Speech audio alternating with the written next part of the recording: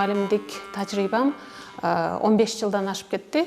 Ошо бул жакта да иштегем, мурун болсо ошо 15 жылдан бери Америка Кошмо Штатында химия, биология сабактарынан мамлекеттик мектепте да, анан жеке менчик мектепте да иштеп келдим. Жер шарында өлкөлөрдүн 80%-ы 12-класста 12-класс программасы боюнча окушат. Эмне дегенде, ошол бир жыл баланы аябай жакшы даярдайт экен да университетке. Мисалы Америкада 12 жыл, тугу болсо 13 жыл окушат мектептечи. Мектепте 13 жыл окушат.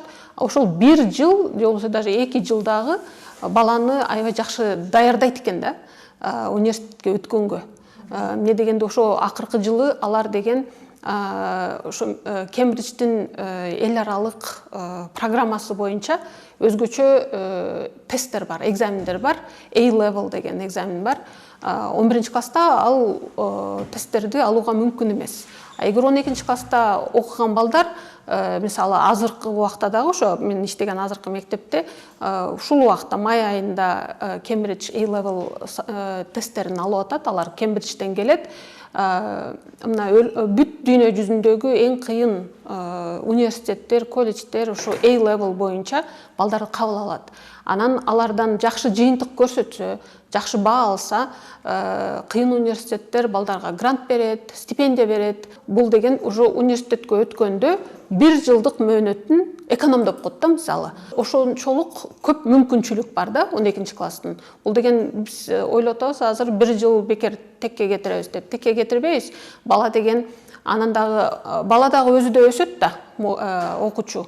Анан кийин ошо бир жылы өзүнүн мындай кайсы жага жөндөмдүгү бар, кайсы багытты тандоого дагы бул чоң мүмкүнчүлүк берет балага. 11-класстык бала менен 12-класстын баланын көп айырмачылыгы бар экен да.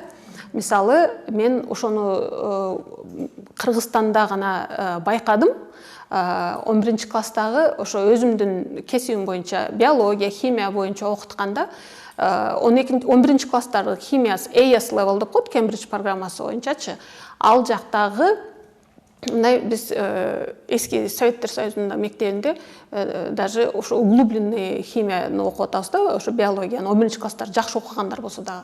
А 12-класстагылар бул уже университеттин биринчи курсун өткөн химия же биология кесип тандаган боюнча эң кыйын немелерди окушат да, темаларды окушат.